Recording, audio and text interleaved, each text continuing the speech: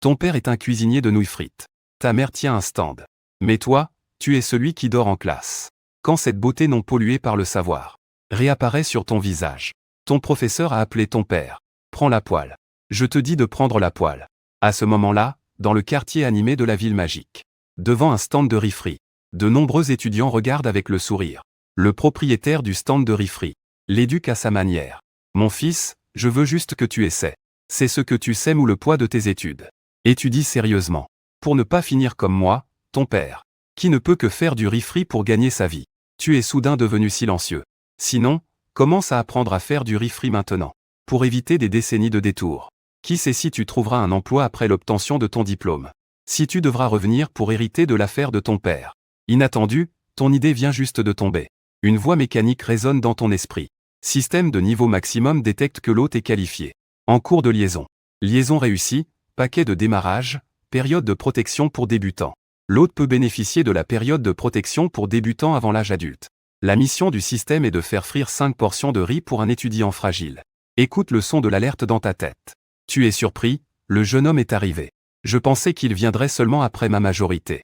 Je ne m'attendais pas à ce qu'il arrive maintenant. Cela signifie que je dois devenir un humain de niveau maximum.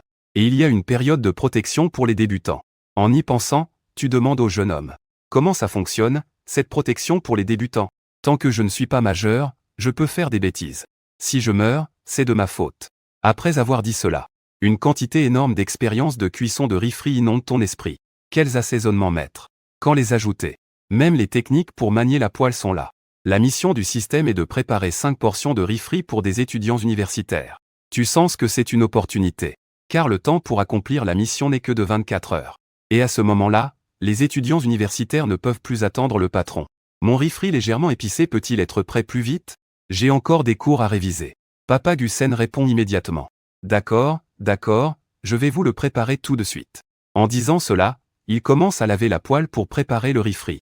Tu profites de l'occasion pour lui dire, Papa, pourquoi ne me laisses-tu pas essayer? Ton père, après avoir entendu cela, faillit s'énerver, ne fais pas de bêtises. Les grandes sœurs sont pressées de manger. Et les étudiants universitaires qui regardent, en entendant cela, commencent à faire du bruit. Le patron te demande de faire du bruit avec ton fils. Peut-être qu'il va vraiment faire du bruit. Gussen n'a pas encore allumé le gaz. En entendant une étudiante dire cela, il a aussi eu une idée. Il veut te faire comprendre que gagner de l'argent n'est pas facile. Alors il dit aux étudiants qu'il n'a jamais fait de bruit. Si ça ne va pas, parlez-moi. Je vais faire du bruit à nouveau. Si ça ne va pas, retournez faire vos devoirs. En disant cela, papa s'écarte. Toi aussi, mets-toi devant la poêle. Ouvre le gaz, allume le feu et fais chauffer la poêle d'un coup. Les étudiants devant le stand ont été surpris de voir ton opération si fluide. Ils ont aussi été un peu étonnés. Ce petit gamin ne sait pas vraiment faire du riz frit, si? Puis-je dire que je ne sais même pas allumer le gaz? Alors que tout le monde discutait. Tu commences à verser une quantité d'huile.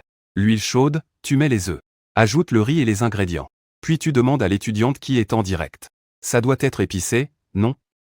Une petite épice, d'accord? Alors tu mets les ingrédients. Une fois que le riz est uniformément chauffé, tu saisis la poêle et la fais sauter. Papa regarde, bouche bée, il a dit que la poêle était lourde, non? Comment peut-il encore la soulever? Ce geste, il n'a jamais appris à le faire en tant que cuisinier de riz frit depuis tant d'années. Et à ce moment-là, tu trouves que la poêle semble plus légère. Pas quelques minutes plus tard. Tu as déjà emballé le repas et l'as remis à l'étudiante. Il a senti l'odeur délicieuse du riz et n'a pas pu s'empêcher d'avaler sa salive. Que c'est bon, patron. Je vais manger ici. L'étudiante a dit cela. Puis elle a commencé à manger à la table à côté du stand. Les étudiants qui passaient ont senti l'odeur. Et se sont tous approchés pour commander. Frère, fais-moi aussi une portion sautée. Je veux un œuf en plus. Je veux aussi une portion légèrement épicée. En un rien de temps. Tous les étudiants qui passaient se sont rassemblés pour commander. Gussen était stupéfait. Il ne s'attendait pas à ce que son fils lui vole la vedette si vite. Pourtant, à ce moment-là, tu ne te sens pas fatigué. Après tout, il faut compléter la tâche du système avec 5 portions de riz frit. Tu n'en as fait qu'une seule pour l'instant. La première à goûter ton riz frit, c'est l'étudiante. Elle mangeait goulûment. Elle s'est essuyé le coin des lèvres. En pensant à ses camarades de chambre, elle a décidé de partager. Frère, fais-moi 3 portions légèrement épicées à emporter. Je veux les ramener pour que mes colocataires goûtent. À ce moment-là, une longue file s'était déjà formée devant le stand. Son père, Gussen, a regardé et a dit « Pourquoi ne pas laisser je te fasse ça moi-même ?» Mais à sa grande surprise, l'étudiante a secoué la tête. Je veux que le petit frère le fasse. Je vais faire la queue. Après avoir dit cela, il s'est précipité pour faire la queue. Gusen t'a vu, amusé, en train de crier sur les clients. Il fait aussi la queue avec un sourire sur le visage. Ses lèvres tremblent légèrement. Il pense que l'enfant ne joue que pour s'amuser. Quand il sera fatigué, il ne criera plus. Pourtant, tu continues à crier sans relâche. Tu n'as absolument pas l'air fatigué. Gusen devient de plus en plus furieux. Comment va-t-il expliquer cela à sa femme? Il avait promis de lui donner une éducation. Mais finalement, son fils a pris les devants. Sa propre femme. Elle espère que son fils ira à l'université. Ce n'est qu'après avoir fini de crier sur le dernier client que papa t'a emmené à la maison. Dans la voiture, la voix du système a retenti, mission accomplie. En rentrant, ta mère avait préparé le repas. En vous voyant revenir, elle t'a souri et a demandé, petit.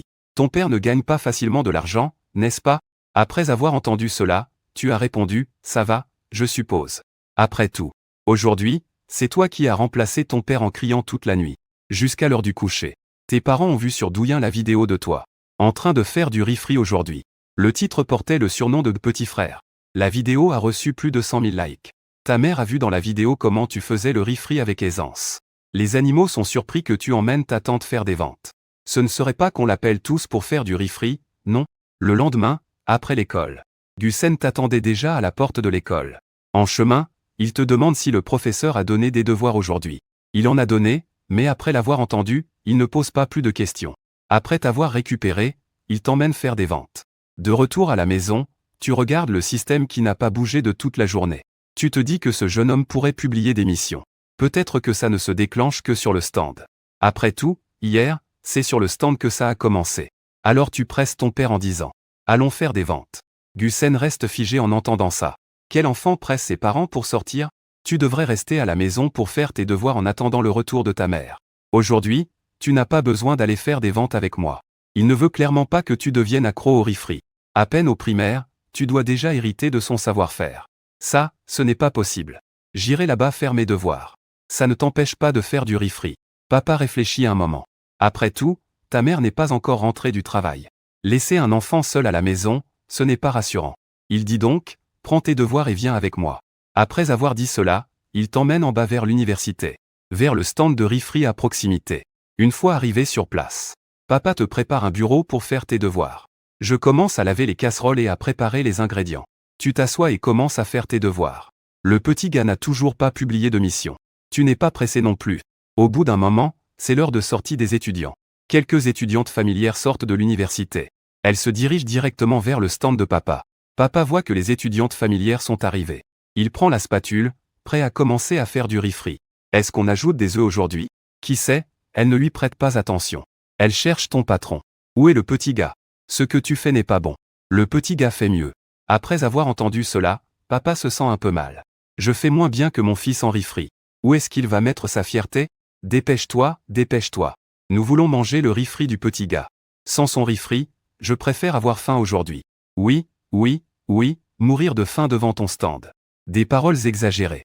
Cela fait encore plus transpirer papa. Il a la sueur qui perle sur le front. On dirait que son fils a mis quelque chose d'addictif dans ses ingrédients. C'est pour ça que ces 4 étudiantes sont si folles. Et l'avidité attire rapidement encore plus de clients. Je veux aussi le petit gars qui est revenu hier.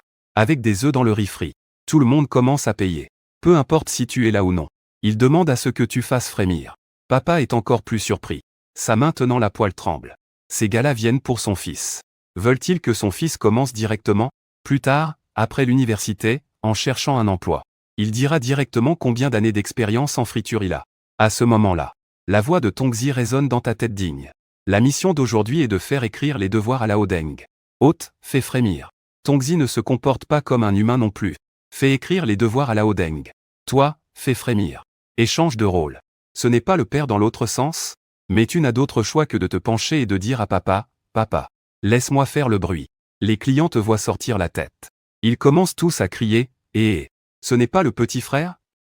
Patron, fais-le crier. Tu fais du bruit, je tousse en mangeant. Papa, impuissant, n'a d'autre choix que de te laisser sortir. D'accord, va faire tes devoirs. Laisse-moi ça. Gusen est complètement figé sur place, Phil. Laisse-le aller faire ses devoirs. Les clients, en entendant tes mots, ne peuvent s'empêcher d'être perplexes. Qui est ce père? Mais après réflexion. Ils veulent manger le riz sauté préparé par le petit frère. Vas-y, patron. Les devoirs du petit frère ne doivent pas être retardés. Ne t'inquiète pas, nous paierons tous. Les clients pressent Gusen d'aller faire ses devoirs. Tu es là pour faire frémir le riz. Gusen se gratte l'arrière de la tête. Il se dirige vers l'endroit où tu fais tes devoirs. J'ai toujours l'impression que quelque chose ne va pas. Gusen trouve que quelque chose cloche. Mais il ne peut pas mettre le doigt dessus. Les clients passent leurs commandes. Tu les complètes une à une. Que ce soit à emporter ou sur place. Ils hochent tous la tête avec satisfaction. Ils lèvent même le pouce. Quand les clients commencent à se faire rares. Papa a aussi fini d'écrire tes devoirs. Les deux pères et fils rentrent chez eux. La voix du petit frère résonne, la mission du jour est accomplie. Le lendemain, tu te lèves tôt pour aller à l'école.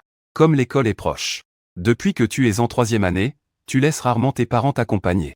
À ce moment-là, tu marches sur le chemin de l'école. Soudain, tu vois un serpent qui est allongé. Sur le mur à l'extérieur de l'école. Tu ne paniques pas. Tu as juste cligné des yeux et regardé. Puis tu l'as évité et as continué vers l'école. Mais rapidement, la voix de l'ami t'a fait arrêter. La mission d'aujourd'hui, c'est la fête des enseignants. Prépare un cadeau inoubliable pour le professeur. Récompense, compétences de ping-pong au maximum. Fête des enseignants. En tant qu'élève, offrir un cadeau au professeur. Au mieux, dire joyeuse fête. C'est difficile d'offrir un cadeau et de le rendre inoubliable. Après réflexion, tu as regardé le serpent pas très loin. Enseigner et éduquer est un travail difficile pour les professeurs. Offrir un cadeau spécial est raisonnable. C'est vraiment très raisonnable. Alors tu t'es accroupi. Tu as découvert que le serpent ne t'attaquait pas. Tu as pensé à la période de protection des débutants de l'ami. Cela semble indiquer que pendant cette période, le serpent ne me mordra pas. Cette période de protection des débutants est vraiment intéressante. Juste à ce moment-là, le son de l'exercice de gymnastique de l'école a retenti. Tu as entendu et tu t'es exclamé, c'est fini. Je suis en retard. Tu as attrapé le serpent et l'as directement mis dans la poche de ton uniforme. Puis tu as couru rapidement vers l'entrée de l'école. Le gardien, en te voyant, n'a pas insisté. Il a juste dit de te dépêcher. Le temps de gymnastique est presque écoulé. Mais toi, tu as peur que le cadeau de la fête des enseignants que tu as préparé dans le sac ne s'échappe. Tu n'oses que courir lentement les mains dans les poches. Ce n'est qu'après que la musique de gymnastique s'est arrêtée que tu es arrivé sur le terrain de sport. Juste à temps pour te faire attraper par le professeur. Peu après, tu es emmené à l'endroit où le directeur parle pour être puni en restant debout. Ensuite, tu réalises que cette étudiante qui vient souvent acheter du riz frit à ton stand se tient là, pas très loin derrière le directeur, tenant une perche à selfie, apparemment en train de faire un direct. Cependant, le directeur ne sait rien de ce qu'est un petit frère ou autre. Il sait juste que tu es en retard pour la fête des enseignants et que, de plus, tu as mis les mains dans les poches, ce qui est impoli. Le directeur te regarde les mains dans les poches, fronçant involontairement les sourcils. Quel est ton nom? Quelle classe? 3e année, classe 2. Tu réponds délibérément. Les élèves de l'année en bas te regardent avec curiosité. Pour un élève de primaire, être puni sur scène est très embarrassant. Ce gars est trop cool. Il n'a pas peur de se faire gronder par le directeur? Pourquoi a-t-il l'air d'un neuza avec les mains dans les poches? Être puni debout sur scène, c'est vraiment embarrassant. Ce gars est trop arrogant. Il n'a pas peur de se faire gronder par le principal? On dirait un neuza avec les mains dans les poches. Le principal a pensé à toi après avoir entendu ton nom. Il se souvient aussi récemment que le professeur de 3e année lui a dit « Qu'en classe, tu dors presque tous les jours. Mais tu as toujours des notes parfaites pour les devoirs. » Cela a également laissé le professeur un peu perplexe.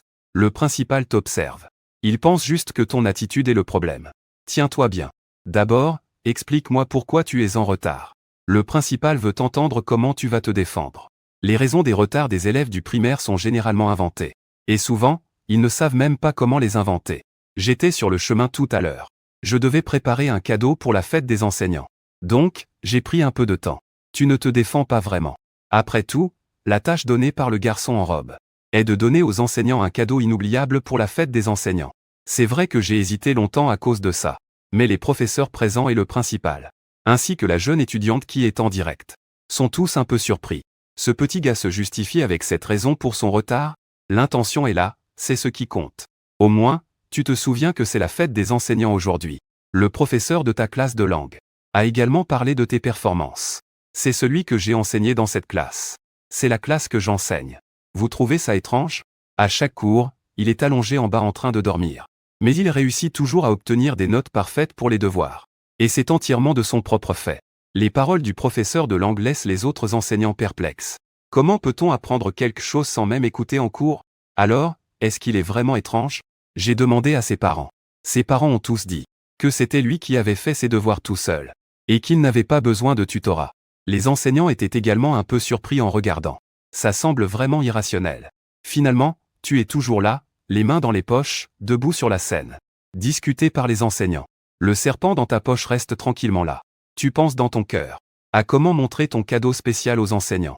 Et cette étudiante en direct, en entendant l'évaluation du professeur de langue à ton sujet, s'approche des enseignants pour leur dire bonjour. Je suis étudiante à l'université de la ville magique.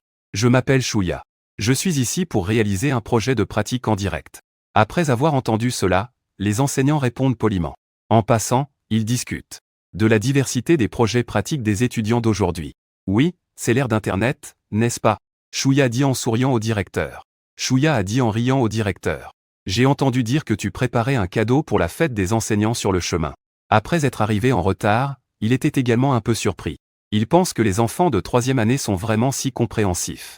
Mais il pense toujours que tu cherches une excuse pour mentir. En te voyant garder les mains dans tes poches. Peut-être que tu as caché quelque chose. Il te demande donc si tu as froid.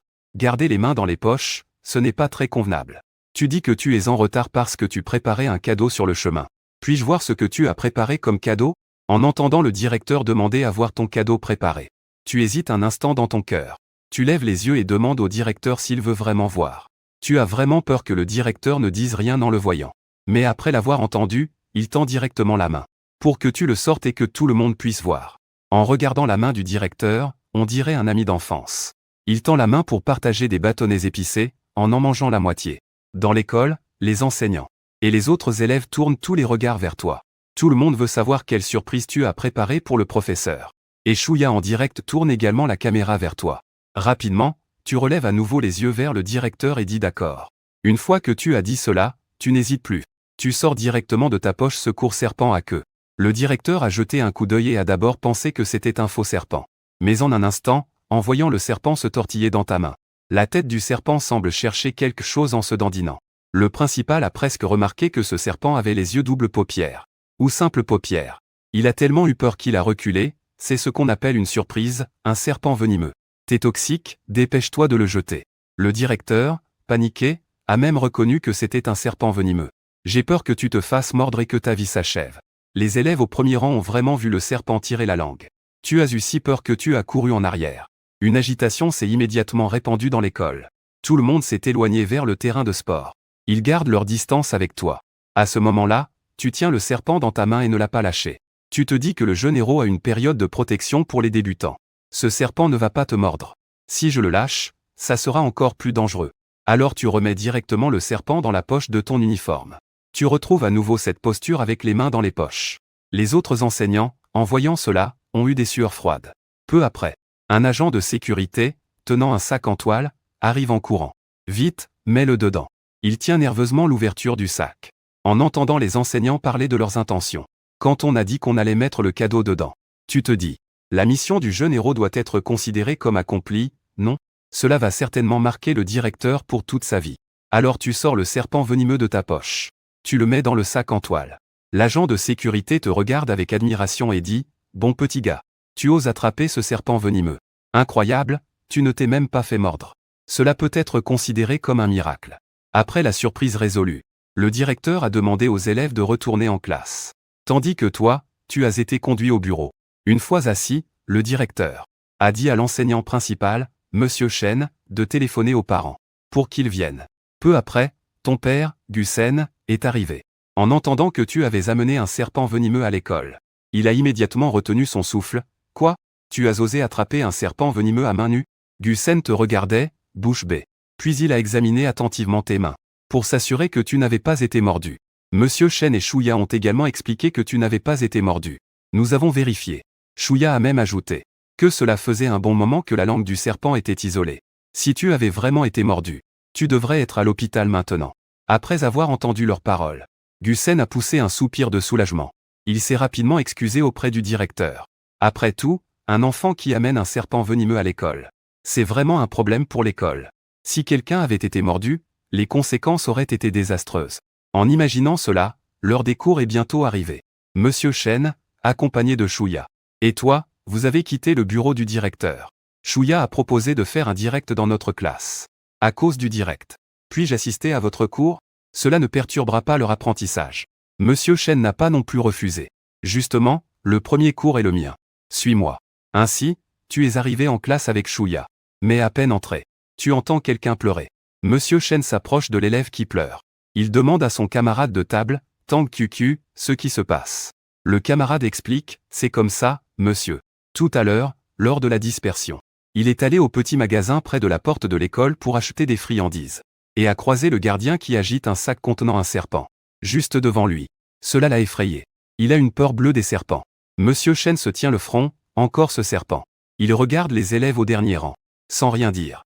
Certains camarades se moquent de l'élève qui pleure, le traitant de peureux. D'autres sont occupés à faire leurs devoirs. Monsieur Chen sait que s'il ne réconforte pas cet élève, le cours ne pourra pas bien se dérouler. Les spectateurs du direct de Chouya commencent aussi à réagir rapidement, suggérant de faire monter l'enfant pour échanger un peu. Il est à deux doigts de craquer. Pourquoi le petit frère ne monte-t-il pas pour s'inquiéter de son camarade? Ta place est au dernier rang. Et le camarade qui pleure est juste devant toi. Une fois assis, tu n'as jeté qu'un coup d'œil. Puis tu n'y as pas prêté attention. Après tout, pleurer à cet âge est tout à fait normal. Même manger des snacks épicés peut faire couler des larmes. Tu pensais juste à quelle position adopter pour dormir pendant ce cours. Mais avant même de t'allonger, la voix du jeune garçon résonne dans ton esprit. La mission du jour est accomplie. Nouvelle mission, consoler le camarade. Faire en sorte qu'il cesse de pleurer. Récompense, talent musical au maximum. Tu restes figé un instant. Encore une mission pour consoler un camarade. Mais le système n'a pas précisé comment le consoler. La récompense de la mission a déjà été reçue. Le talent musical est crédité. Une idée te vient soudain. Tu décides immédiatement de chanter pour consoler le camarade. Bien que ce camarade ait été fait pleurer par le gardien. Mais après tout, c'est un serpent que tu as amené. Tu te sens un peu mal à l'aise. Passons à l'action. Tu te lèves et dis à Monsieur Chen. Laissez-moi le consoler, s'il vous plaît. À côté, Chouya demande. Que comptes-tu faire, petit? Tu étais sur le point de t'endormir tout à l'heure. Et maintenant, tu veux consoler un camarade? Maintenant, il veut même apaiser ses camarades. Les spectateurs de la salle de diffusion sont également en émoi. Un garçon surgit de nulle part. Un élève en larmes. Il risque de craquer. Même un serpent n'ose pas défier le directeur. Tu penses qu'il est une bonne personne. Pendant que tu penses à réconforter ton camarade en pleurs, tu t'approches de lui. Le professeur Chen te regarde et dit, « Allez, ne pleure pas. Qu'est-ce qu'il y a à craindre maintenant que le serpent a été attrapé? Les garçons doivent être forts. » Tu te souviens que ce camarade aime écouter une chanson. Tu te souviens clairement des paroles. Alors tu commences à chanter. Les jeunes ont leur propre folie. Comme des montagnes et des mers en toile de fond. Osez mesurer le soleil et la lune. Le professeur Chen est stupéfait. Il ne s'attendait pas à ce que tu réconfortes ainsi un camarade. Tout en apaisant, tu essuies ses larmes. Les autres élèves se sont également tus. Ils te regardent chanter, captivés. Le camarade en pleurs, sous ta voix, a lentement cessé de pleurer. On dirait que ta chanson l'a touché. Inconsciemment, il redresse la tête, semblant s'enivrer de ta mélodie. Chouya regarde, bouche bée. Elle ne s'attendait pas à ce qu'on puisse réconforter ainsi. De plus en plus de spectateurs rejoignent la salle de diffusion. Beaucoup de spectateurs ont suivi Chouya. Quelqu'un a enregistré cette scène et prévoit de la poster sur Douyin. Le professeur a essuyé les larmes de l'élève en disant que c'était bon. Tout est passé. Les camarades ont fait preuve de courage pour te réconforter. Toi aussi, tu dois être courageux. Une classe entière a éclaté en applaudissements tonitruants. Tu es retourné à ta place comme si de rien n'était. C'était vraiment un réconfort éclatant. Je savais que dès que cette chanson serait chantée, cet élève ne dirait certainement rien. On aurait dit que le sang s'éveillait. Chouya, qui assistait, t'a aussi fait un pouce levé. Bien joué, petit gars. Le professeur Chen a commencé le cours officiel. Et tout le processus où tu as chanté pour réconforter ton camarade s'est rapidement répandu sur Douyin. En même temps, la vidéo où tu as surpris le professeur pour la fête des enseignants est également devenue tendance sur Douyin. En rentrant chez toi, ta mère, Zhan Yingjing, avait déjà vu cette série de tendances à propos de toi. Elle a même entraîné Gusen à regarder sur le téléphone les centaines de milliers, voire millions de likes sur la vidéo. Regarde, ton fils est devenu célèbre sur Internet. Gusen a dit que son fils n'avait pas seulement un talent pour le riz-frit, mais aussi un don pour la musique. Gusen a regardé Zhan Yingjing avec étonnement. Ce ne serait pas le cas que tu étais enceinte de lui à ce moment-là? Tu as écouté trop de chansons, non? Zhan Yingjing a alors agité la main, ne se préoccupant pas de ces choses. D'habitude, il écoute ses chansons tout seul. Il les écoute tous les jours, peu importe la fête. Ce n'est pas surprenant qu'il puisse chanter. Gusen a réfléchi un moment. Il a proposé qu'il vaudrait mieux envoyer son fils se former un peu. Tu es en train de faire tes devoirs. En écrivant ses devoirs, il a dit, ne vous faites pas de fausses idées. J'ai dit que je ne voulais pas aller dans ces cours de soutien. Tu as refusé une formation professionnelle. Parce que tout cela ce sont des capacités innées données par le système. Peu importe combien tu étudies, c'est du temps perdu. Gusen et Zhang Yinyan n'ont rien dit de plus après ça. Après avoir préparé les ingrédients pour le stand, Gusen est sorti. Xiaoyi ne l'a pas accompagné. C'est mauvais de sentir cette odeur de friture tous les jours. Je peux y aller tout seul. Reste à la maison avec lui. Gusen a donné quelques instructions à Zhang Yinyan avant de partir. Le lendemain, c'est le week-end. Ton réveil a sonné. Après t'être levé, tu as brossé tes dents et lavé ton visage. Ensuite, tu as ouvert la chambre de tes parents. Tu as entendu qu'ils ronflaient encore à l'intérieur. Tu ne les as pas dérangés. Tu as directement pris le petit ballon de football et es sorti, en marchant vers le grand parc. Ce parc est très grand. Il y a un étang au centre. Je vois quelqu'un en train de pêcher. Tu t'approches. En te rapprochant, tu découvres que la personne fait un live de pêche. La pêche en direct ne t'intéresse pas vraiment. Tu es juste curieux de savoir si ce petit étang peut donner quelque chose. Autant aller pêcher près de la grande rivière. Là-bas, les ressources sont un peu plus riches. La voix du système résonne dans ta tête. Complète ta première pêche dans la vie. Attrape 2 poissons pour débloquer le niveau maximum en billard. Cette mission ne semble pas difficile. Mais tu n'as même pas de canne à pêche. Comment pêcher sans hameçon? Comme disait Jang Tae-gong, celui qui veut pêcher doit se laisser prendre. Après avoir réfléchi un moment, on dit que les nouveaux pêcheurs ont une période de protection. Les poissons tombent dans le piège pour rendre les débutants accros. Puis ils achètent toutes sortes d'appâts. En pensant que toi aussi, tu as une période de protection. Ça devrait te donner un bonus, non? Alors tu regardes le grand-oncle du live. Tu as attrapé des poissons? L'oncle, entendant cela, détourne son regard de la surface de l'eau. Lui qui n'attrape jamais de poissons. Il est en train d'être moqué par les spectateurs du live. Déjà agacé. En entendant ta question, il devient un peu en colère. Petit enfant. Ne reste pas trop près du bord de la rivière. Recule un peu, où sont tes parents?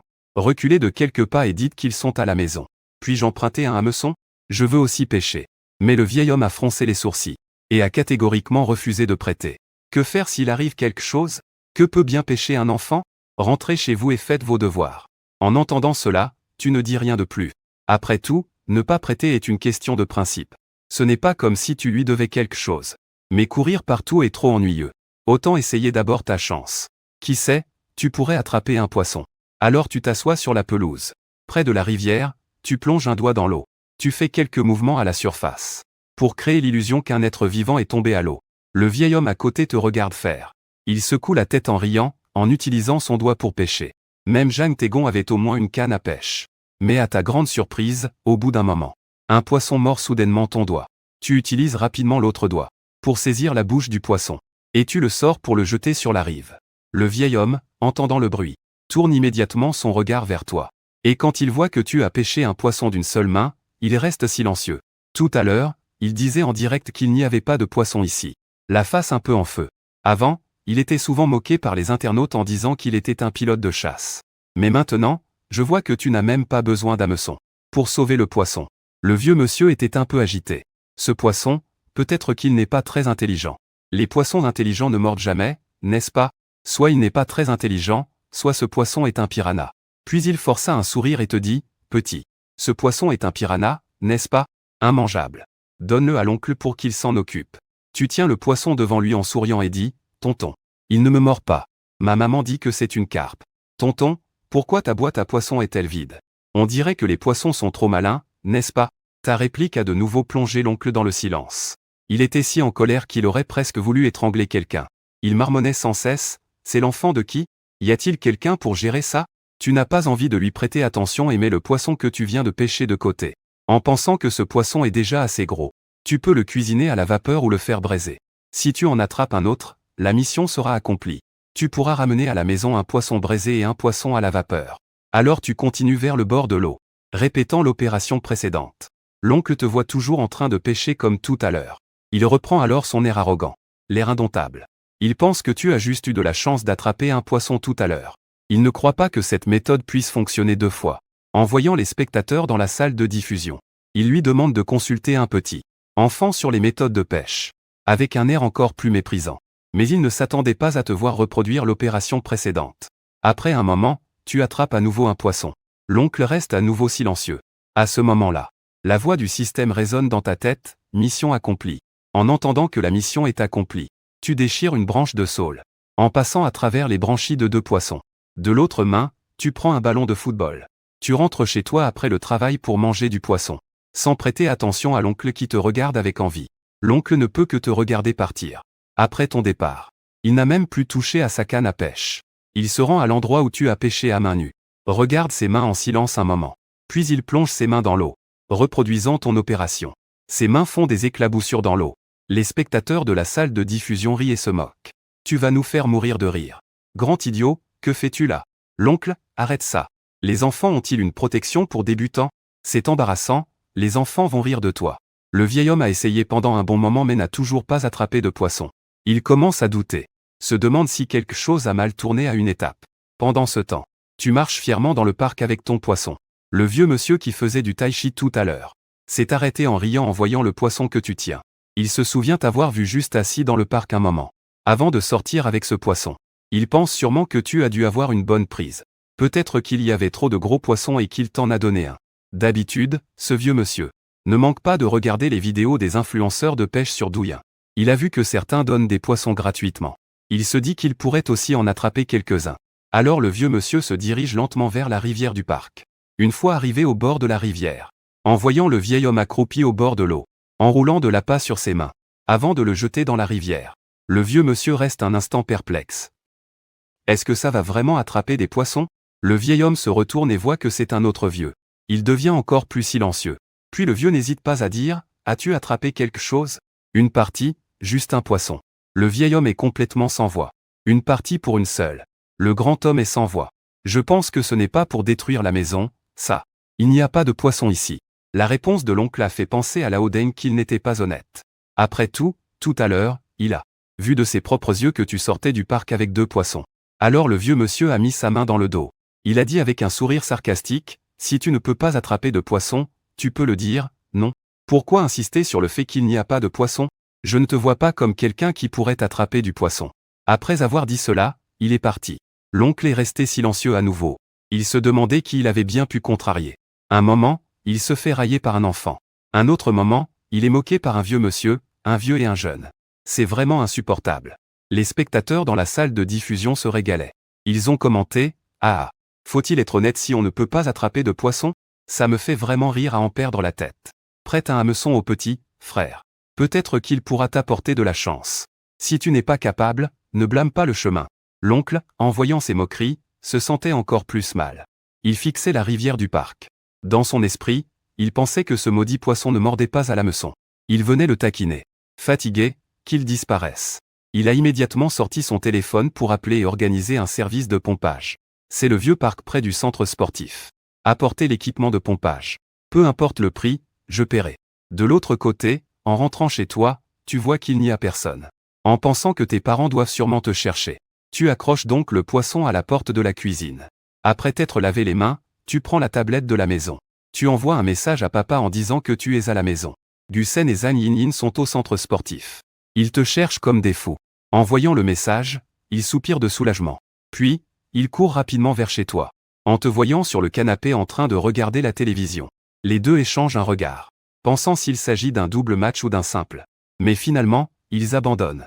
De peur de te faire entrer dans une période de rébellion. Zhang Yinyin voit les 2 poissons accrochés à la porte de la cuisine. Elle demande d'où ils viennent. Tu réponds que tu les as attrapés tout à l'heure au bord de la rivière du vieux parc. Zhang Yinyin et Gusen ont un peu trop tiré. Comment les as-tu attrapés? Alors tu montres comment faire. Reproduisant l'opération de la pêche à main nue, d'abord comme ça, puis comme ça, et tu les as attrapés. Gusen et Zhang Yinyin regardent ton opération. Ils sont tous un peu stupéfaits. Un poisson attrapé à main nue, et il est si gros. Maman en fait un en sauce rouge et un autre à la vapeur. Zhang Yinyin, désemparé, n'a d'autre choix que d'abandonner. Pendant le repas, Zhang Yinyin te dit, « Maman de Xiaoyi, je vais te acheter une montre téléphone, d'accord? N'oublie pas de m'envoyer un message avant de partir. » La montre téléphone a aussi une fonction de localisation. Peu importe si tu sors tout seul, ou si nous venons te chercher, c'est pratique. Tu entends ça et tu hoches la tête en te disant que sortir seul te rend plus libre, n'est-ce pas? Après le repas, Gusen et Zhang Yinyin t'ont emmené au centre commercial pour acheter une montre téléphone avec localisation. Ils ont aussi connecté Washa pour les paiements. Ainsi, si tu veux acheter quelque chose dehors, tu peux te débrouiller tout seul. Après avoir fini le shopping, vous êtes rentré à la maison et avez joué toute l'après-midi. À ce moment-là, tu n'avais pas encore reçu de nouvelles missions. En pensant que la mission de pêche d'aujourd'hui était accomplie, il y a de fortes chances qu'il n'y ait pas de nouvelles missions. Tu te dis donc que tu vas sortir jouer au foot. Tu prends le petit ballon de foot du salon et dis à ta mère. Je sors jouer au foot. Zhang Yijing et Gusen ne s'en préoccupent pas trop. Le centre sportif n'est pas loin. Ils n'ont donc pas à s'inquiéter. Mais en sortant et en attendant l'ascenseur, tu vois quelques personnes avec des seaux et des bottes de pluie. Tu trouves ça étrange. Ce n'est pas un jour de pluie. Pourquoi prendre des seaux et porter des chaussures imperméables? Rapidement, l'ascenseur arrive au rez-de-chaussée. Tu viens juste de sortir. Quelques personnes près du réservoir sont rapidement sorties. Vite, vite, vite. L'eau de la petite rivière du parc va être complètement pompée. J'ai entendu dire qu'il y avait beaucoup de poissons. Prends ce que tu veux, tu les entends courir. En même temps, ils parlent de l'eau qui est pompée de la petite rivière du parc. Tu restes un instant figé. Tu penses que ce grand homme qui ne peut pas se le permettre ne va pas faire ça. Il ne peut pas se le permettre, il a directement pompé l'eau. Tu sais que cet homme ne peut pas se le permettre. Mais tu ne t'attendais pas à ce qu'il soit si désespéré. Ne pas pouvoir pêcher, il a directement pompé l'eau. Tu te retournes immédiatement et prends l'ascenseur pour revenir. Les plans ont changé, attraper des poissons, c'est quelque chose de rare. Tu veux naturellement y aller.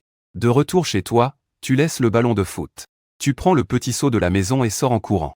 Zhang Yijing est dans le salon. Elle te regarde courir avec le seau, pressée et inquiet. Elle reste silencieuse, se demandant ce que cet enfant va faire encore. Tu cours avec le seau vers le vieux parc. En entrant dans le parc, tu reviens à l'endroit où tu voulais attraper des poissons. La petite rivière, qui avait beaucoup d'eau, est maintenant asséchée. En regardant, de nombreuses pompes fonctionnent encore à côté de la rivière.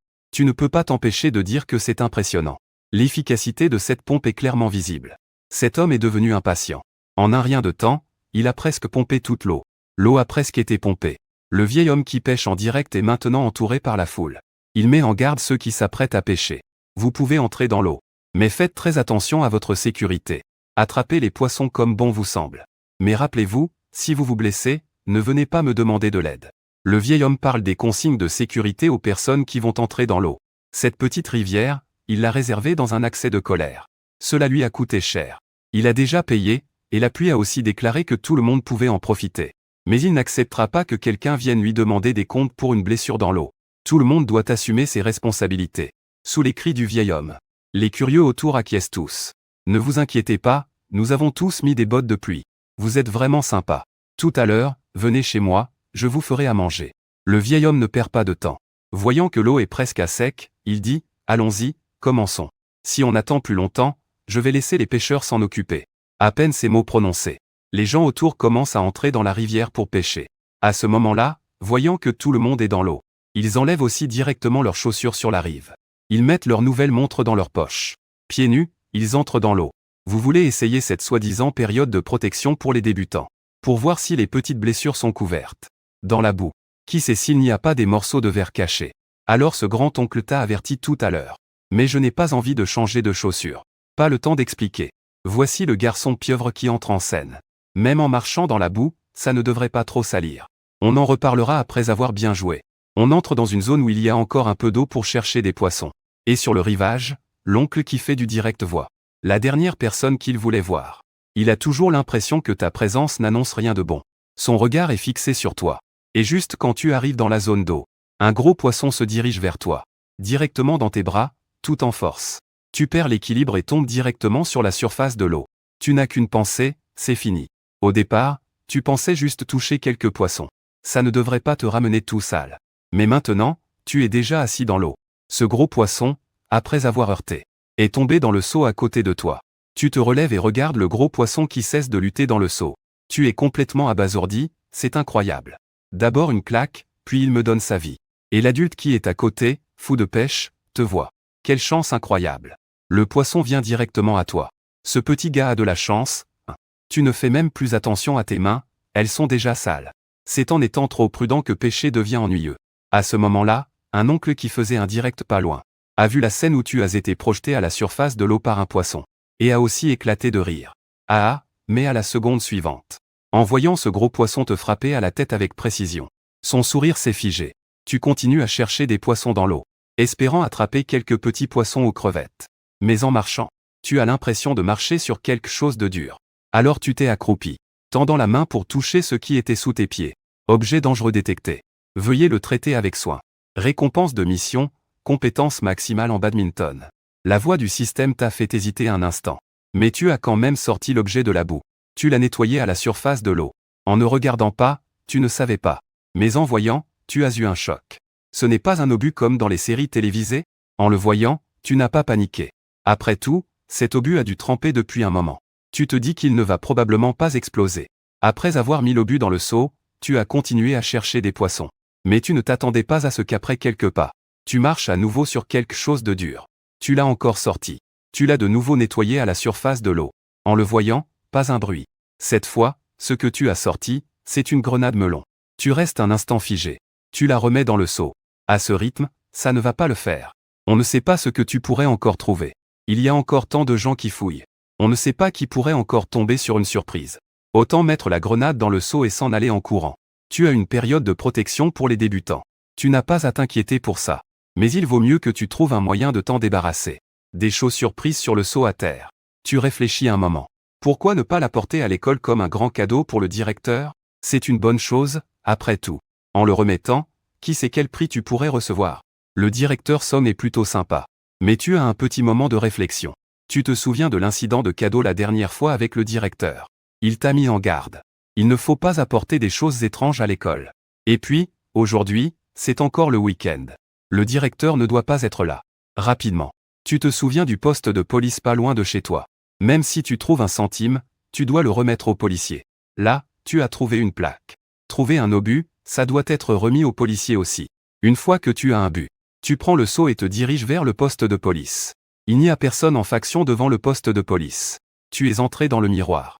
À ce moment-là, une policière à la réception a vu que tu étais couvert de boue. Elle s'est approchée en souriant et a demandé « Que se passe-t-il, petit? Je suis tout couvert de boue. Et toi, tu tiens un seau en disant à la policière « Je suis ici pour apporter un cadeau. » Tu déposes le seau avec effort. La policière, bien qu'un peu perplexe, a quand même été amusée par ta mignonne attitude. Tu as une si douce voix, tu m'appelles sœur. En voyant les poissons vifs qui sautent dans le seau, la policière a d'abord pensé à refuser. Nous ne pouvons pas accepter ça. Les enfants, les sœurs n'aiment pas non plus manger du poisson. Prends-le avec toi. Où sont tes parents? En entendant la réponse de la policière, il était évident qu'elle avait mal compris ton intention. Le cadeau que tu voulais offrir n'était pas un poisson, oh non. Non, sœur, ce que je veux offrir, c'est ça. Tu t'es accroupi. Et tu as sorti la plus grande grenade à gaz du seau. La policière a regardé la grenade pleine de boue que tu sortais. Ses pupilles se sont dilatées. Où as-tu trouvé ça? Tu tiens la grenade dans tes mains. Je l'ai trouvée en pêchant dans ce vieux parc. Et ici, il y a aussi une bombe qui ressemble à un melon. Il y a aussi un éclair qui ressemble à une pastèque. Il y a une assurance. Dans le drama, ils disent qu'il suffit de tirer pour entendre le bruit. La policière te regarde après avoir entendu ça, et il y a encore une grenade dans le seau. Si on dit que le mortier n'a pas explosé, alors il ne va pas exploser. Mais dans ce seau, cette grenade. Il suffit de tirer et c'est fini. À ce moment-là, il sentait la mort frapper à la porte. Petit, j'ai peur. Remets-le à sa place, ne le touche plus, d'accord? Tu sais, ça ressemble à tes répliques, non? Celui qui devrait avoir peur, ce n'est pas toi? Dépose d'abord, grande sœur, laisse quelqu'un s'en occuper, d'accord? Après avoir entendu ça, tu as remis le mortier à sa place. La policière a rapidement couru vers la salle de réunion à côté. Les autres policiers étaient en réunion. Il avait l'air paniqué et a interrompu la réunion. Ça va devenir grave. Arrêtez un instant. Sortez vite voir. Tous les policiers, après avoir entendu ça, ont froncé les sourcils. Ont immédiatement arrêté la réunion et sont sortis en courant. Ils ont vu dans le hall des policiers couverts de boue. Un peu perplexes. Qu'est-ce qu'un enfant tout sale peut bien provoquer comme gros problème? Laissez-moi voir ce qui se passe. La policière qui t'a accueilli tout à l'heure n'osait même pas s'approcher de ce seau. Il y a des grenades et des obus dans le seau. C'est ce que dit la policière. Faire en sorte que tous les policiers sur place soient sur le qui-vive. Agir rapidement pour informer l'équipe de communication. D'autres policiers te prennent et se précipitent dehors. Peu importe la boue sur toi, c'est vraiment une bombe. Oui. Une grenade et un obus de mortier. Il doit y avoir un poisson vivant à l'intérieur. Ça ne devrait pas poser de problème, non?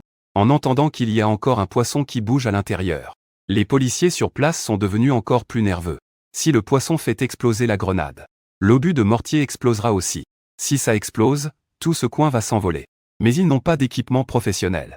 Et il n'y a pas de démineur sur place. Ce n'est pas quelque chose qu'ils peuvent gérer. Dis-moi où tu l'as trouvé, petit. Le capitaine parmi ces policiers te demande d'un ton doux. Et tu désignes la direction du parc non loin. La petite rivière de mon mari a été asséchée. Tout le monde est en train de pêcher gratuitement. J'ai attrapé un gros poisson en fouillant dans l'eau. En entendant cela, tous les policiers s'affolent. Le capitaine donne immédiatement des ordres. Vous allez mettre en place une zone de sécurité. Faites cesser toutes les activités de pêche. Bouclez cette zone. Tous les policiers présents se précipitent avec leur équipement vers le vieux parc. Le chef de la police est devenu nerveux. C'est une coïncidence qui se produit juste à côté. Il va y avoir un gros bruit. Cela pourrait devenir un gros problème. À ce moment-là, l'équipe de rapport de la police est également arrivée avec des combinaisons de protection et des tubes anti-explosion. Ils entrent rapidement sur les lieux. Le son du système de traitement se fait entendre à ce moment. Mission accomplie. D'autres policiers sont également arrivés au parc, se dispersant parmi les gens qui pêchent. Ils mettent en place des cordons de sécurité et demandent à tout le monde de quitter le parc rapidement. Des objets dangereux ont été découverts dans la rivière du parc, entraînant une fermeture. Tous ceux qui pêchaient dans la rivière ont été appelés à remonter. Tout le parc a également été interdit d'accès. Personne ne peut entrer dans la zone du parc. Pendant ce temps, au commissariat, l'équipe anti-explosion a placé des grenades et des obus dans les tubes anti-explosion. Le danger a également été écarté. Leur travail consiste encore à éliminer les risques dans le parc. Pendant ce temps, la policière restée au commissariat s'inquiète de ta situation. Petit, où est ta maison? Je vais te ramener chez toi. Tu désignes ton quartier qui n'est pas loin, là où j'habite. C'est assez proche, mademoiselle, avez-vous un robinet ici? Tu penses à te laver la boue sur toi avant de rentrer. Sinon, rentrer tout sale comme ça. Tu risques de te faire gronder sévèrement. La policière a remarqué que tu es couvert de boue. Elle t'a aussi conduit vers le robinet à côté, pour t'aider à te nettoyer. Une fois que tu es propre, la policière doit quand même te ramener chez toi. Après tout, c'est assez sérieux. Les parents doivent être informés. Bon, je vais quand même te ramener chez toi. Tu n'as pas non plus refusé. La policière porte ton seau à poisson en direction de chez toi. En rentrant, ta mère voit la policière te ramener. Elle pense que tu as fait quelque chose de mal. Elle devient soudainement nerveuse. Mon enfant a-t-il fait quelque chose de mal? Zhang Yinyan pense qu'il faut reconnaître ses erreurs. Si tu as vraiment fait quelque chose de mal, en tant que parent, elle doit gérer cela. La policière dit d'une voix douce, ne t'inquiète pas. Ton enfant n'a rien fait de mal. Le père de l'enfant est-il là? Je suis là. Qu'est-ce qui se passe? Gusen sort également de la chambre. Il regarde la policière qui est arrivée chez eux. Gusen a l'impression qu'il s'est passé quelque chose de grave. Je vais vous expliquer ce qui s'est passé tout à l'heure. Ne vous inquiétez pas. La policière commence à expliquer à tes parents. Tout à l'heure, tu étais au parc à pêcher des poissons. Tu as trouvé une grenade et un mortier. Zhang Yinyan et Gusen, après avoir entendu cela, ont les pupilles dilatées. Gusen te jette un coup d'œil. Toute la sueur perle sur son front. Un obus de gaz. Mais il a touché la grenade. Il n'ose même plus y toucher. Zhang Yinjin a entendu que tu osais le sortir et le mettre dans le seau. Emmenez-le au poste de police. Son visage est aussi blême. En écoutant la policière, il a presque envie de pleurer. La policière lui parle sans cesse. Maintenant c'est sûr, tout va bien. Ne vous mettez pas en colère. Les enfants ne comprennent pas le danger de ces choses. Au moins, il ne les a pas emportés pour les jeter n'importe où. Ou pour frapper et casser ces choses. Je voulais juste vous en parler. C'est aussi pour vous rappeler. En tant que parent, vous ne devriez pas laisser les enfants jouer seuls près de l'eau. Assurez-vous de bien surveiller vos enfants. Le poste de police a encore besoin de renfort. Je retourne au travail. La policière a fini de parler et est partie. Zhang Yinyan regardait en silence. Ses yeux sont déjà rouges. Tu penses que c'est grave. En te préoccupant de ta période de protection en tant que débutant, tu as oublié les sentiments de tes parents à la maison. À ce moment-là, Gusen était à côté, regardant l'expression de sa femme prête à pleurer. Il ne l'a pas réprimandée, mais l'a plutôt consolée. Oh ma vieille maman. Tout va bien, c'est du passé. Regarde. Xiaoyi a spécialement attrapé un gros carpe que tu aimes. Ce soir, tu veux le préparer en sauce rouge ou à la vapeur?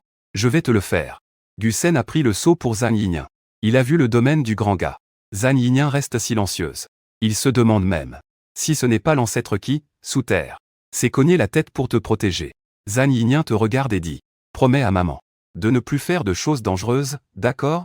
Après avoir entendu ça, tu restes silencieux un moment. Oui. En période de protection pour les débutants, tu peux effectivement faire ce que tu veux. Mais il faut aussi penser aux sentiments de ta maman qui te considère comme un trésor. Tu penses aussi qu'il faut évaluer les missions dangereuses la prochaine fois. D'accord. Zhang Ying n'a rien dit de plus après ta réponse. Tu es sérieux, tu feras ce que tu as dit.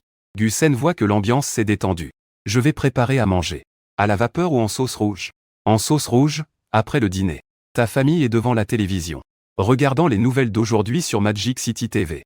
Aujourd'hui, dans le vieux parc du centre de la ville magique, une chose terrifiante s'est produite. Selon des informations véridiques d'un agent de police du commissariat voisin, un élève de 8 ans a sorti une vieille grenade à main du ruisseau. Et une munition de canon. Maintenant, la zone de sécurité en plein air est concentrée pour une destruction ciblée. La grenade a échoué à cause d'une immersion prolongée. La munition de canon peut encore exploser. Le parc du comté a été complètement verrouillé. En entendant l'animateur dire que la munition de canon pouvait encore exploser, Gusen s'est étouffé en buvant de l'eau. En effet, son fils a frôlé la mort. S'il s'amuse à frapper des pierres avec, ou à jouer avec le feu, on peut imaginer que les habitants de cette génération pourraient voir leur grand-mère leur faire signe. Gusen a rapidement éteint la télévision, pensant qu'il valait mieux ne pas voir.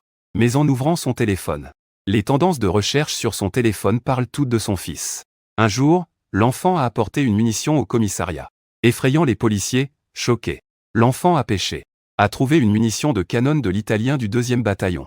En voyant cette multitude de tendances, Gusen était stupéfait. Cet enfant a vraiment un destin de star sur Internet. Il est toujours en tendance de recherche. Gusen ouvre les tendances de recherche.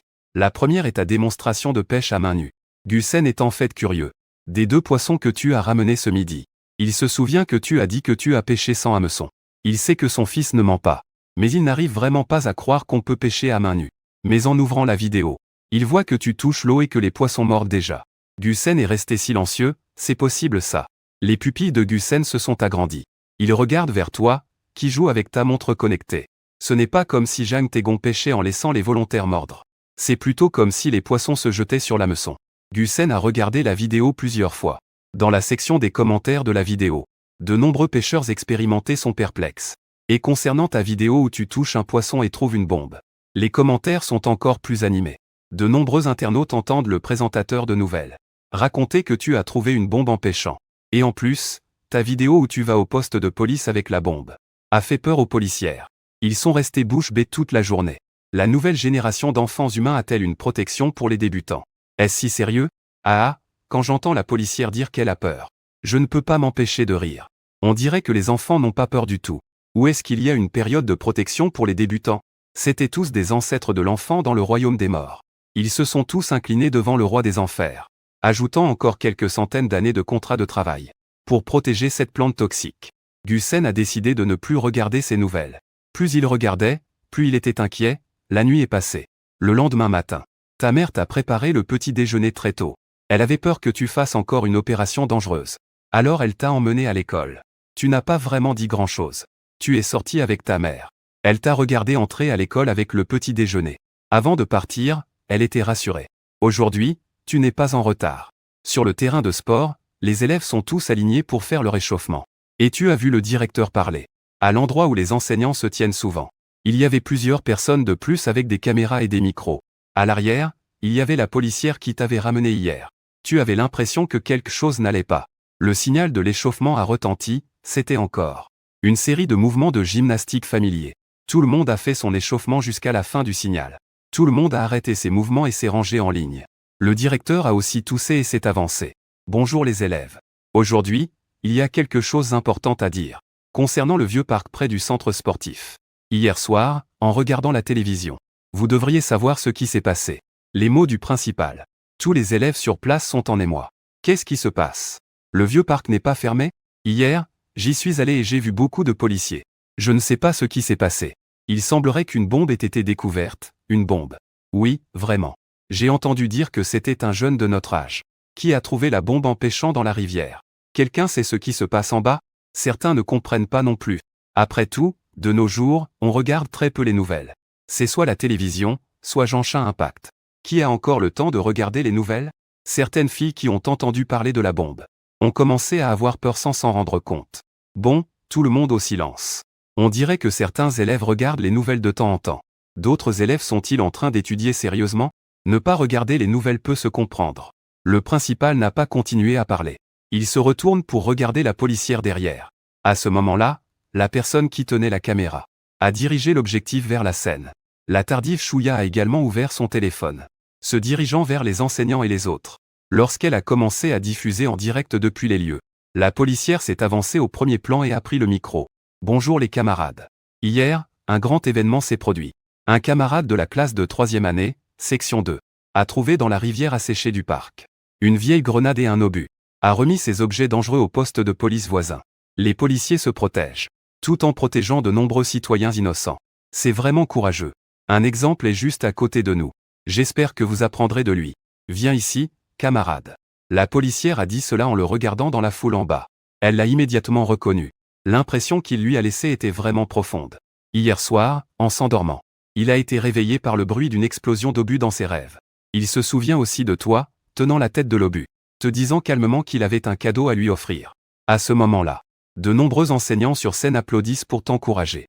Tu montes sur scène, la policière te fait aussi signe. Elle indique à ses collègues de venir avec le prix. En te tenant à côté des policiers, tu devines qu'il y aura une récompense. Mais en voyant le policier s'approcher avec le prix, son sourire, comme un haka qu'on ne peut pas contenir, te fait sentir que quelque chose ne va pas. Pour féliciter le camarade pour son esprit courageux et intrépide, un cadeau soigneusement préparé a été spécialement prévu. Récompense un nouveau sac à dos. Et de la 3e année au diplôme de collège. Les cahiers d'exercice de chaque étape. J'espère que le camarade Guyi pourra bien étudier. Toujours aller de l'avant. La policière dit. Les pommettes sur son visage ont aussi trahi son sourire incontrôlable. La policière pense que ce petit gars a osé aller seul dans la rivière pour pêcher. Bien qu'on dise que c'est le week-end. Il se demande si tu n'as pas trop peu de devoirs. Donc quand il a été question de préparer des cadeaux dans l'épisode précédent, les premiers cadeaux qui lui sont venus à l'esprit sont ceux-ci. Tu regardes la pile de cahiers d'exercice que dit la policière. Tout le monde est stupéfait, d'accord, d'accord. C'est ce genre de récompense, n'est-ce pas? Ce n'est pas une récompense, ça. C'est une menace pour ta vie. Les étudiants présents éclatent de rire. Tu acceptes le cadeau. Alors c'est préparé.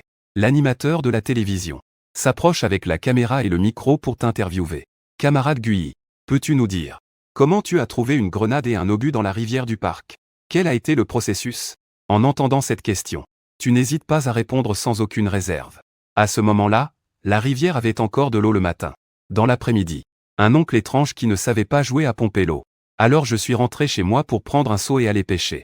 Dans la rivière, j'ai marché sur quelque chose de dur. J'ai découvert que c'était une très grosse bombe. Et une grenade, alors je l'ai mise dans le seau et j'ai continué à pêcher. Une fois que j'ai fini de pêcher, je me suis dit que cette chose devait être très dangereuse. L'animateur de l'interview a eu des sueurs froides en entendant cela. Ces détails n'ont pas été découverts au poste de police. C'était si clair. Il a même touché ça. Il l'a mis dans le seau et a continué à pêcher. Il n'a pas mal entendu. Tu as touché un objet dangereux et l'as mis dans le seau. Tu as pensé à le remettre seulement après avoir pêché assez de poissons. Dans le poste de police, quelques petites filles sont attirées par ton courage. Elles commencent à ressentir de l'admiration pour toi. Quel courage! L'animateur a pris un moment avant de continuer l'interview. Tes camarades savaient-ils à quel point cette chose était dangereuse à ce moment-là? Comment te sentais-tu? Avais-tu peur ou est-ce que cette question te fait peur?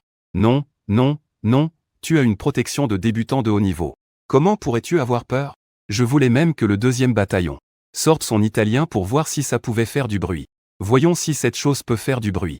Tu ne penses qu'à ça. Si je vais rentrer chez moi après l'avoir remis, est-ce que je vais me faire engueuler par les 7 loups? Je ne sais pas. À ce moment-là, je pensais à me débarrasser de cet objet dangereux. Puis rentrer chez moi pour manger du poisson. L'animateur est resté silencieux après ça. Ce gamin aime vraiment le poisson. Même le professeur Jinegao n'aime pas autant le poisson que lui, je parie. Les autres professeurs et le directeur étaient sans voix. Ce cœur n'est pas ordinaire. L'animateur de l'interview a aussi réprimé son choc. Il a continué l'interview en te demandant si tu savais qu'il y avait un danger. Quelle était la première chose à laquelle tu as pensé pour le gérer? En entendant cette question, tu as naturellement répondu sincèrement. À ce moment-là, je pensais à l'anniversaire du directeur.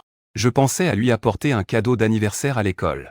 Mais en repensant au cadeau que je lui avais offert pour la fête des enseignants, le directeur m'avait dit de ne pas apporter de choses étranges à l'école. C'était justement le week-end. J'avais peur qu'il ne soit pas là. Alors j'ai pensé à ramasser un centime sur le bord de la route. Je l'ai donné au policier. Un objet aussi précieux. Je devais aussi le remettre au policier. Tu as dit cela avec sérieux. Pour toi, remettre cette bombe, c'était comme avoir accompli un grand acte. Cette opportunité de faire un grand acte, je l'ai laissée au directeur. C'est assez raisonnable, non? Comploter pour faire mourir le directeur? Comment cela pourrait-il être possible? C'est le directeur que tu aimes tant. Et à ce moment-là, le directeur était en sueur après avoir entendu ce que tu as dit.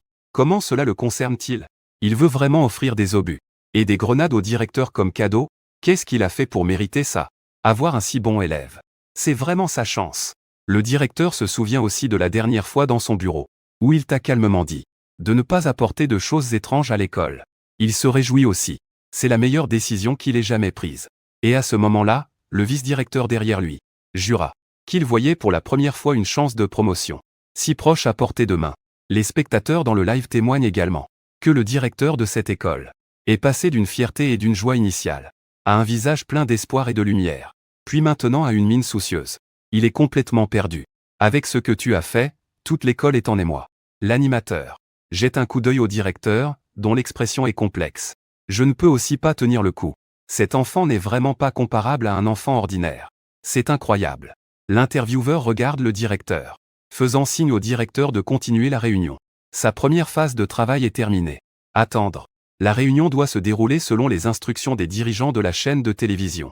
Le travail continue, c'est-à-dire enregistrer l'atmosphère d'apprentissage de cette école primaire de Shanghai et filmer un documentaire pour peut-être évaluer toutes les petites écoles de Shanghai. Et toi, tu es aussi descendu de scène. Le directeur a aussi commencé son éducation morale quotidienne. Ce matin, il a beaucoup parlé des questions de sécurité. Écoutez les questions de sécurité à côté des policiers. J'ai l'impression que ce directeur parle spécifiquement pour toi. Le directeur a fini de parler. Tout cela est dit spécifiquement pour toi. Après que le principal ait fini de parler. Cela a également apporté une demi-journée de détente pour toute l'école. Les cours ne commencent officiellement qu'à l'après-midi. Sous l'annonce du directeur, de nombreux élèves se sont mis à applaudir. Pas de cours, c'est super. Allez, allons jouer au badminton et au ping-pong. Je veux jouer au basket. Je vais chercher le ballon auprès du professeur de sport. Pendant cette demi-journée de détente, tu es aussi sous l'influence du système. Et tu as eu une partie de ping-pong palpitante avec le directeur. Le directeur, à ce moment-là, regardait la raquette, plongé dans ses pensées. Tu n'as pas envie de continuer à jouer. En regardant à côté ceux qui s'inscrivent avec enthousiasme pour écraser les autres. Tu as laissé la raquette à quelqu'un d'autre. D'autres élèves de 6e se disputent aussi pour jouer contre le directeur au ping-pong.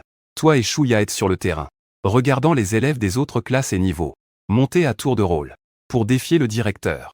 Mais le directeur n'est sans doute pas celui qui perd. Il est assailli par des smashs violents des élèves qui le font transpirer à grosses gouttes. Il a vieilli, c'est sûr, il a vieilli. Les élèves d'aujourd'hui pratiquent plutôt bien ce sport qu'est le ping-pong. Le directeur est extrêmement gêné. Devant la caméra, il explique que ça suffit. On va s'arrêter là pour aujourd'hui. Que les enseignants des classes ramènent les enfants en cours. Que la cloche de cours sonne maintenant. Tous les élèves retournent en classe à contre-cœur. Qu'est-ce qui se passe? N'était-ce pas censé être un long moment d'activité libre? Ça ne fait que quelques instants. Je suis dégoûté, c'est de ta faute. Si on avait perdu 1 ou 2 points de moins, ça ne serait pas arrivé. Tu retournes en classe. Chouya, derrière toi, s'est également assise à côté pour écouter. Le professeur est revenu pour commencer le cours. Cela a marqué le début d'une longue séance d'éducation à la sécurité. C'était clairement une tâche assignée par le directeur. L'heure du déjeuner est arrivée. Les cuisses de poulet promises par le directeur n'ont pas diminué.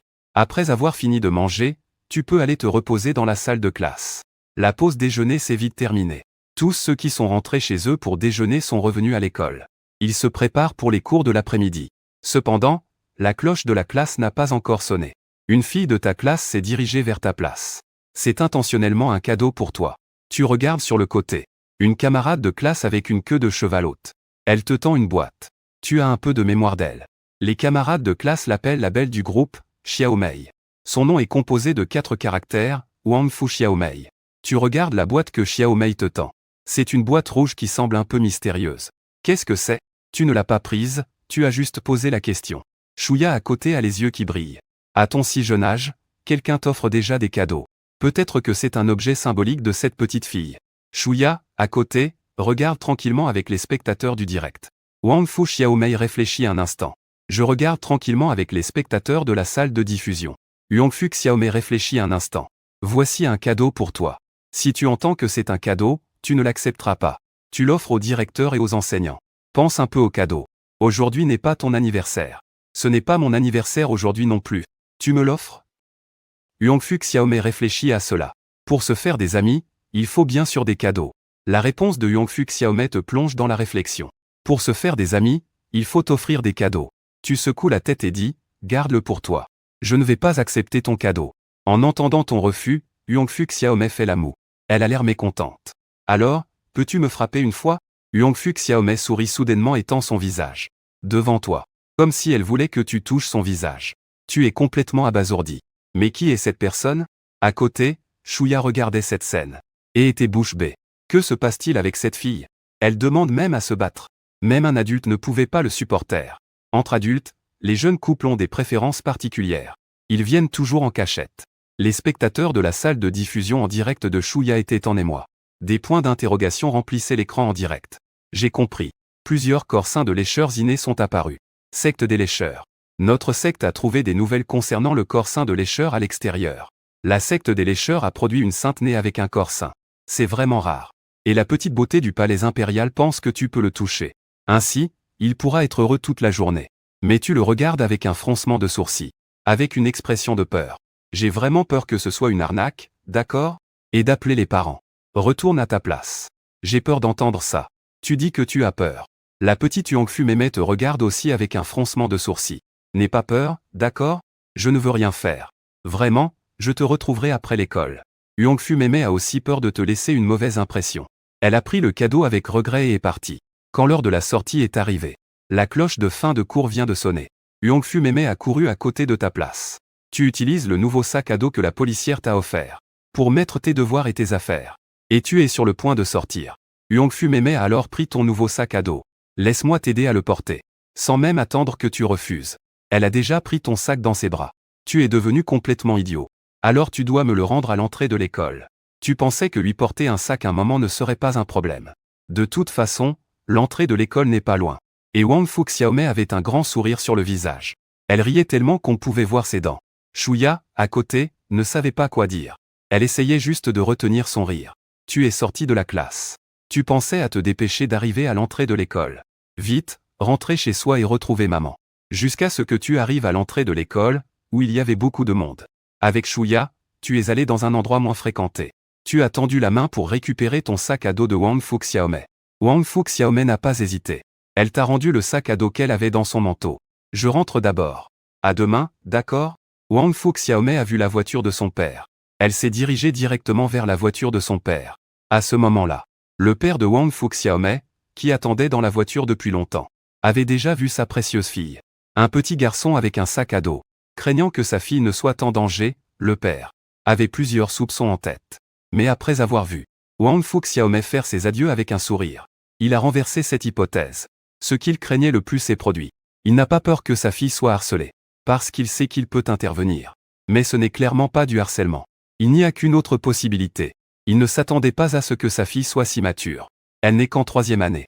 Cela va lui faire une surprise.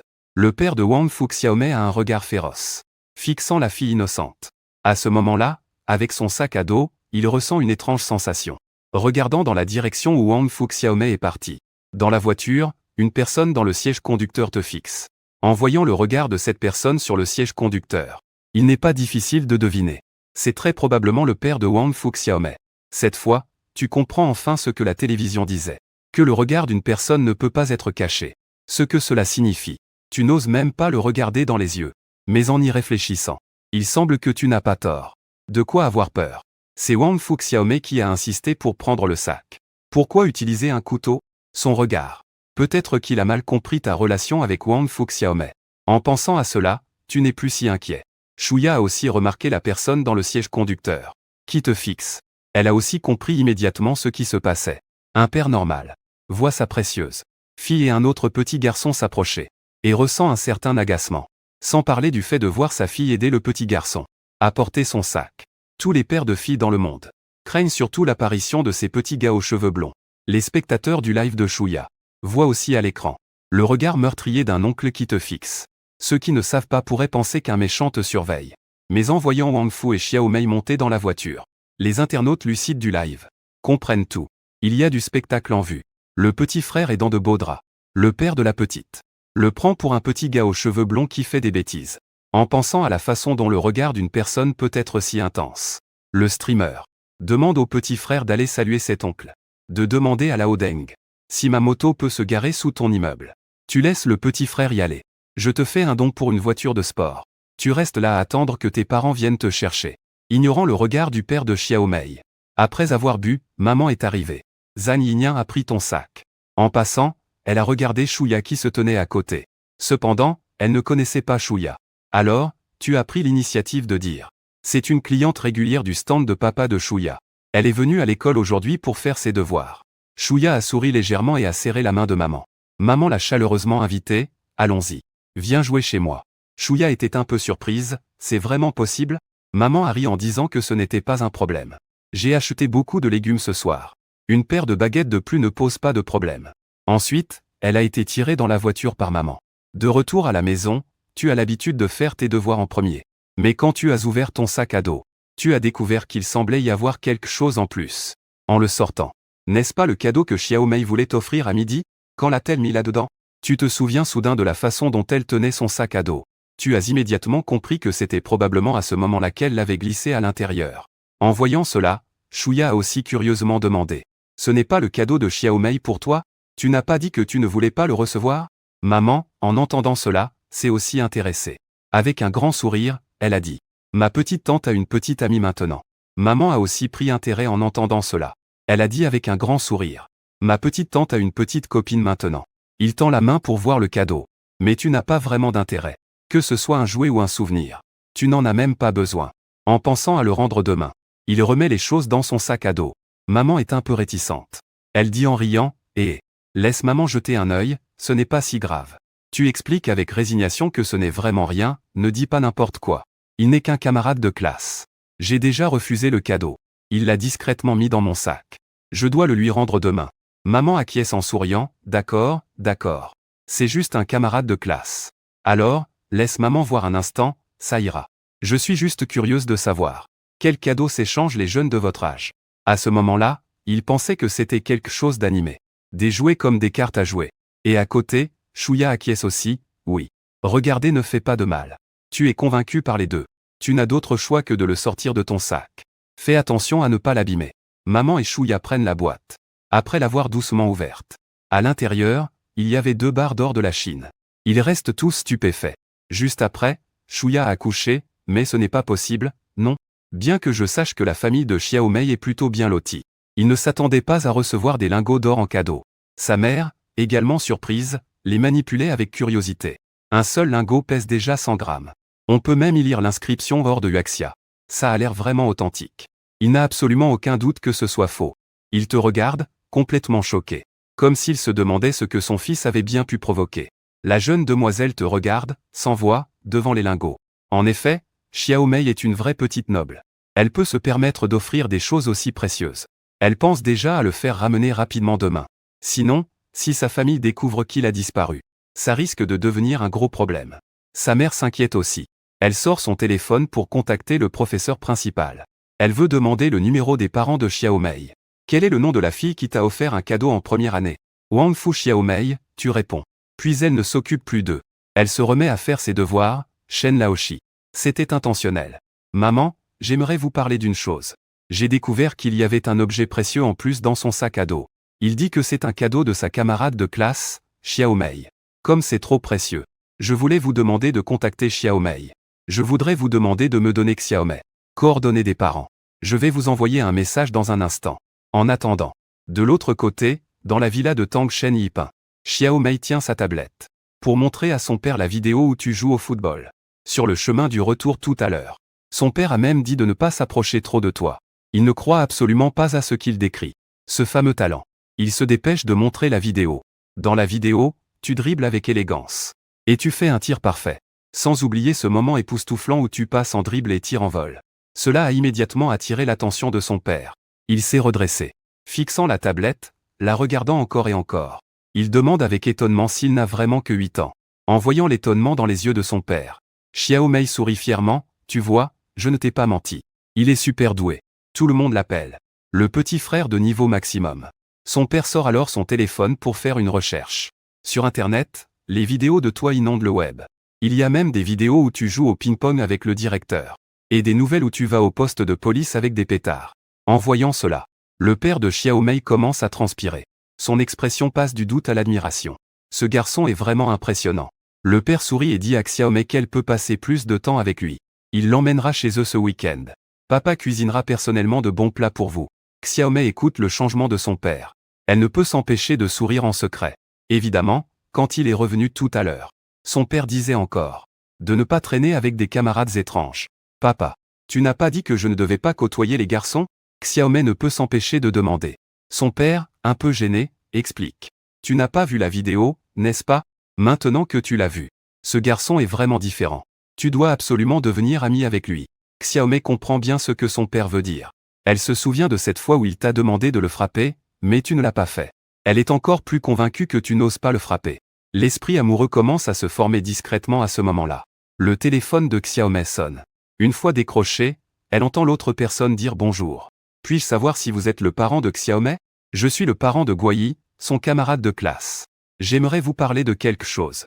En entendant le nom de Guoyi au téléphone, les yeux de Xiaomei s'illuminent immédiatement. Elle regarde son père avec un visage plein d'attente. Oui, qu'est-ce qu'il y a? Le père demanda, en se demandant s'il avait regardé de travers à l'entrée de l'école, en feignant d'être en colère. Et l'avait effrayé.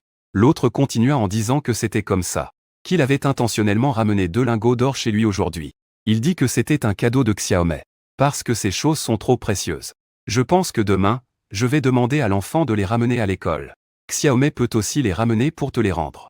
Et après avoir entendu le contenu de l'appel, le père de Xiaomei resta complètement stupéfait. 2 lingots d'or en cadeau. Il ouvrit grand les yeux en regardant sa fille.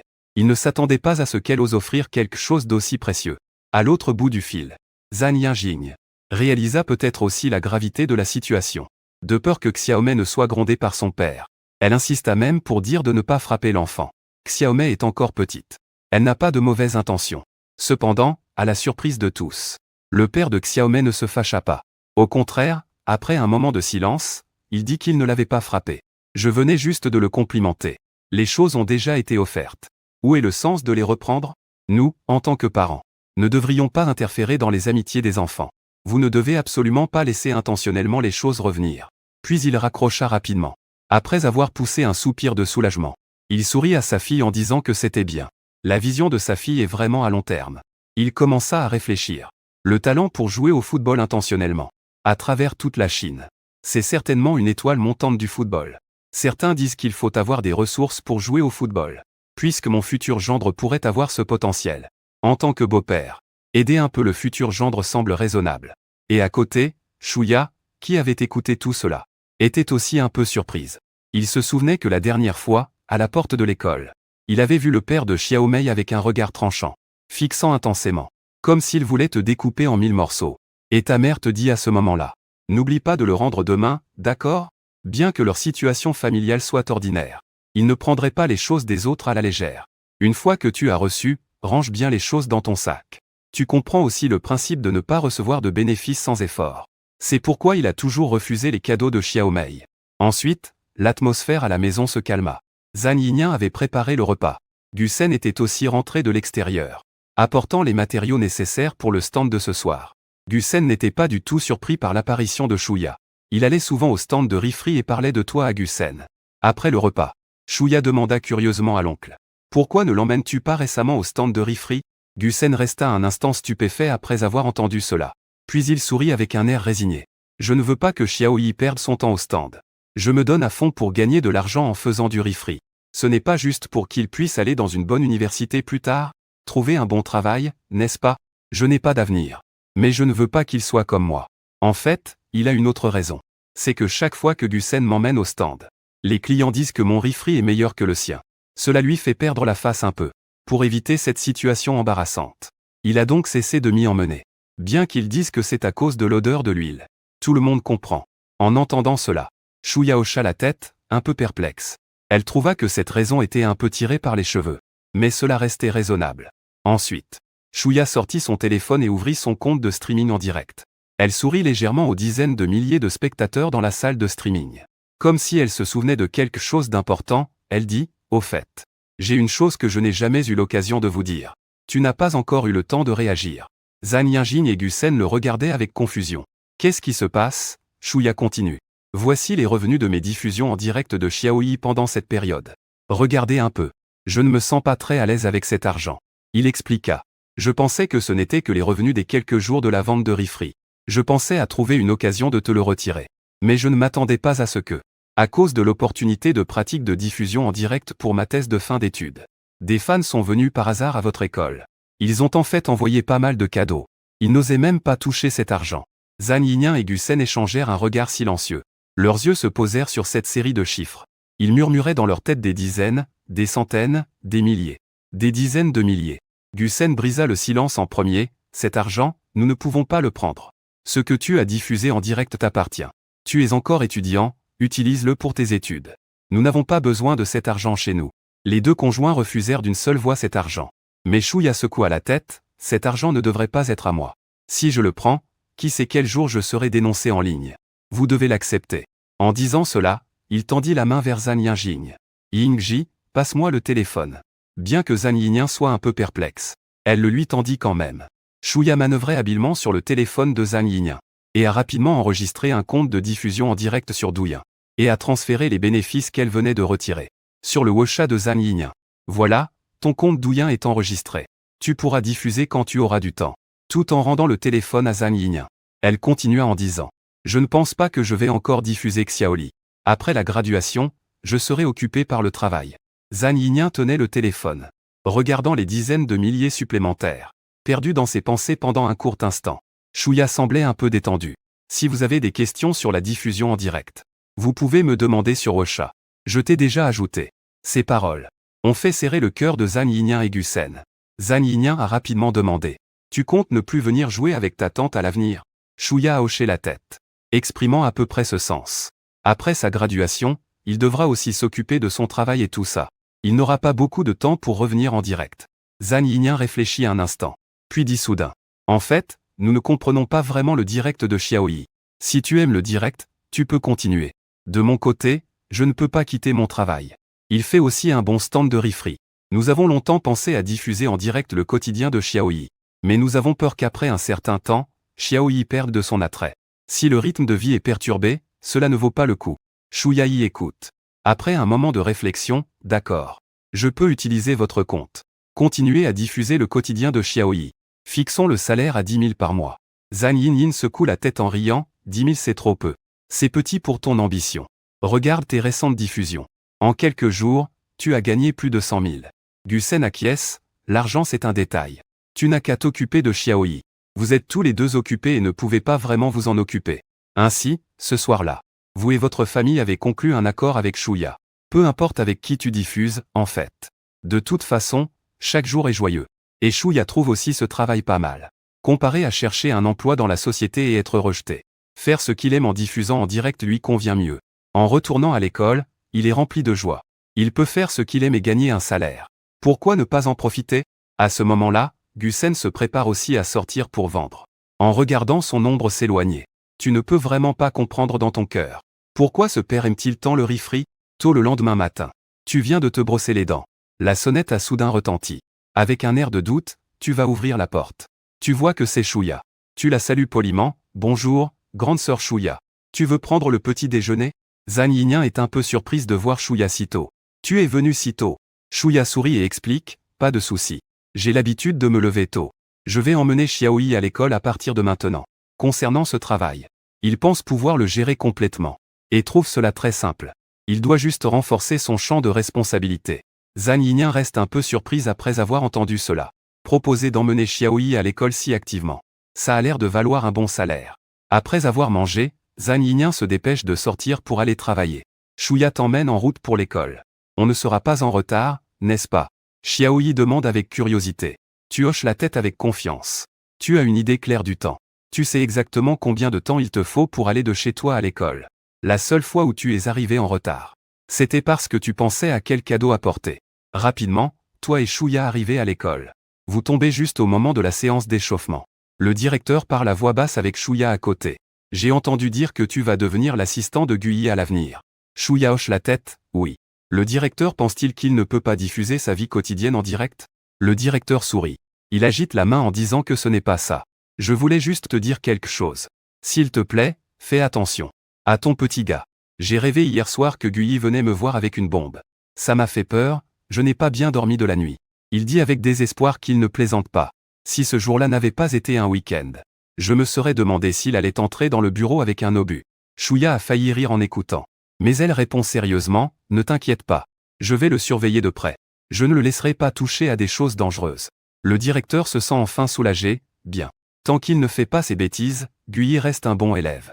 Après la fin de l'exercice matinal, tu retournes en classe.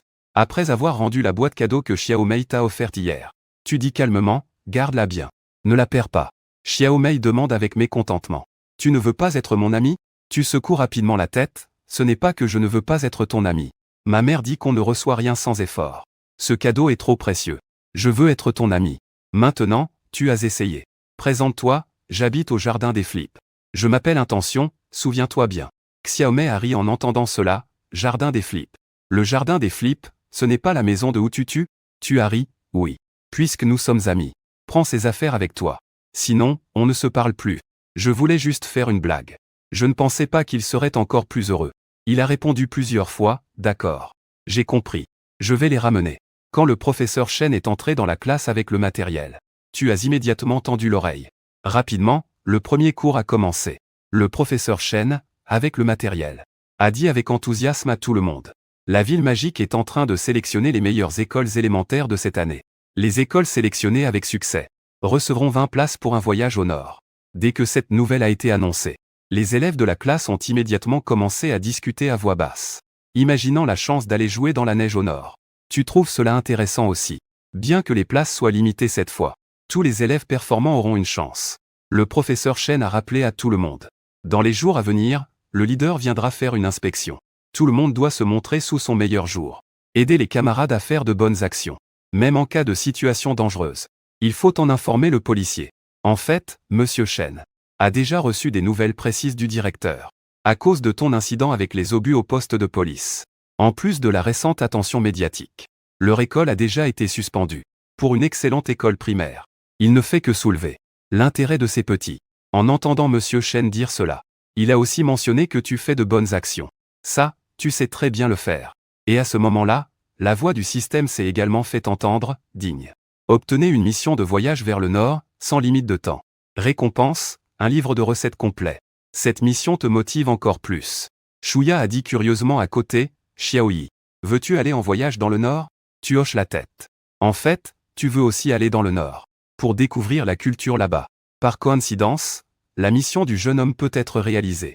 Même si tu ne termines pas cette mission, tu pourras toujours demander à tes parents de t'emmener dans le nord pendant les vacances d'hiver. Et tu es en train de planifier cela. Et toi, tu es en train de planifier. Cette fois-ci, comment s'assurer d'obtenir l'un des 20 précieux postes? Alors tu commences à réfléchir. Si tu devrais préparer un cadeau spécial pour le directeur. Après tout, tu es un expert en relations humaines. Rapidement, la cloche de fin de cours retentit. En voyant le professeur Chen quitter la classe. Tu te lèves aussi et te diriges vers le bureau du directeur. Shuya, voyant ton air anxieux, te suis rapidement. De peur que tu ne fasses encore quelque chose de suspect. Tu te penches discrètement pour jeter un coup d'œil à la porte du bureau du directeur. Tu découvres que le directeur est à l'intérieur. En réfléchissant à la meilleure façon de dire quelques mots flatteurs. Si l'école est reconnue comme une excellente école primaire, le directeur ne manquera pas de réserver un poste pour lui-même. En même temps, le directeur est assis dans son bureau. Il a l'impression d'avoir un léger frisson dans le dos. Il ne peut s'empêcher de se retourner. Étrangement, par ce temps froid, il n'a pas allumé la climatisation. Alors qu'il regarde autour de lui, il aperçoit soudain deux pères. Dieu familier le fixant. Le directeur est immédiatement surpris.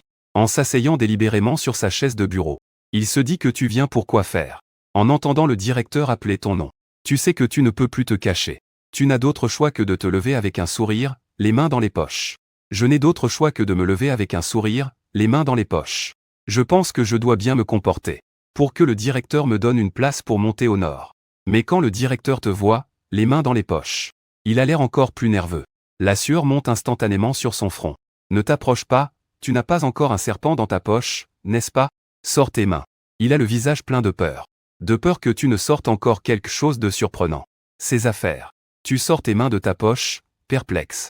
Tu n'as rien pris. Juste ta main qui touche le mur frais. Pensant à la mettre dans ta poche pour te réchauffer. Derrière toi, Shuya a failli ne pas retenir son rire. Ce petit gars est vraiment quelque chose. Le directeur, en te voyant les mains vides. Il a enfin poussé un soupir de soulagement. Il essuie la sueur de son front. Qu'est-ce qui se passe? Je me souviens de ça. Il te fait signe d'entrer, de t'asseoir et de discuter. Bien que parfois ton comportement soit difficile à comprendre. Dans ses yeux, tu es tout de même un élève bien sage. Une fois assis, le directeur te prépare une tasse de thé. Il la pousse vers toi pour que tu boives un peu de thé. Tu penses, waouh, il y a vraiment du thé à boire. Mais avant même que tu puisses prendre une gorgée de thé, à la porte du bureau du directeur, il a été coincé par une foule d'écoliers. Le directeur lui a même servi du thé. Mon Dieu, j'aimerais aussi en boire une gorgée. Je me demande si le thé du bureau du directeur est sucré ou amer. Tu ne lui as jamais offert de cadeau. On dirait qu'il a aussi maigri. L'entrée est vraiment animée. En voyant cela, le directeur a froncé les sourcils et a crié « Allez tous en classe. Faites ce que vous avez à faire ». Les élèves dehors se sont immédiatement enfuis en entendant cela. Ils n'ont pas ton audace. Oser s'asseoir dans le bureau du directeur pour boire du thé. Le directeur a vu que l'extérieur était devenu calme. Il s'est alors rassis sur le canapé et t'a regardé en disant « Alors, qu'est-ce qui t'amène aujourd'hui ? Il sait bien que toi, petit malin, tu ne viendrais pas le voir sans raison. En général, tu ne viens pas le déranger. Tu as levé la tasse de thé et, poliment, tu as pris une gorgée. Tu as commencé à le complimenter « Directeur, votre thé est vraiment bon. » Le directeur, un peu surpris, a souri avec un air désabusé. Il se disait dans sa tête que ce petit rebelle qui dit soudainement des compliments n'apporte sûrement rien de bon. À ce moment-là, Chouïa a soudainement rappelé au directeur. Les enfants ne devraient pas boire de thé. D'accord, a dit le directeur en levant la main, ce n'est rien. Il en prend une gorgée pour se réveiller, ça ne pose pas de problème. Après tout, il passe souvent devant ta classe. Après tout, il passe souvent devant ta classe. Je ne peux pas m'empêcher de te voir dormir sur la table. Ou bien à fixer le dehors dans le vide. Tu as entendu le principal l'appeler. Comme prévu, les adultes sont vraiment des adultes. En fait, ce n'est pas si grave que ça. Tu as toussé légèrement. Tu pensais que le moment était venu, principal. Tu sais, mon rêve depuis que je suis petit, c'est de voir la neige.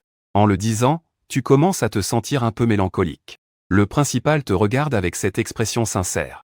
Il ne peut s'empêcher de sourire légèrement. S'il ne te connaissait pas, avec ton caractère de petit esprit, il pourrait vraiment croire à ta performance. À côté, Chouïa sourit en parlant de Xiaoai. Tu n'as pas dit avant que tu voulais amener l'équipe nationale au mondial? Comment ça a changé maintenant? Après avoir entendu cela, tu le regardes et dis, eh bien, Chouïa, les grands rêves et les petits rêves ne sont pas les mêmes, non? C'est comme dans l'Antiquité pour se marier. Y a-t-il une différence entre une grande femme et une petite femme? À peine tu as fini de parler. Chouïa a failli éclater de rire. Les spectateurs du direct se mettent aussi à rire. Les grands et les petits rêves sont tous là. La ville magique n'est pas qu'il ne neige pas. Tu veux juste aller au nord pour le tourisme, n'est-ce pas? Le principal te regarde avec désespoir. Dans sa voix, il y a un peu d'incompréhension, tu veux vraiment aller au nord. La neige du nord est-elle sucrée? La neige de la ville magique n'est-elle pas bonne? Tu hoches la tête en écoutant. Avec un air sérieux, tu réponds, c'est vrai. La neige du nord pourrait bien être sucrée. La neige de la ville magique ne peut même pas cacher une pierre pour une bataille de boules de neige. Le directeur, après avoir entendu cela, est resté bouche bée. Cette phrase sur cacher des pierres pour une bataille de boules de neige sur Internet. La femme cache des gens dans son dos. Cela a immédiatement surgi dans ton esprit. Tu te dépêches de te prévenir, cette idée est très dangereuse. Tu dis rapidement au directeur. Je ne faisais qu'une blague. Cela a permis au directeur de pousser un soupir de soulagement. Mais dans le chat en direct, les spectateurs étaient déjà en émoi. Qui lui a appris ça, bon sang? Cacher des pierres pour une bataille de boules de neige. Petit gars, tu es vraiment un génie. Quelle malice, et pourtant, il s'effondre et s'endort. Dépêche-toi d'aller essayer dans le nord. En réalité, tu veux te battre pour obtenir une place pour un voyage vers le nord.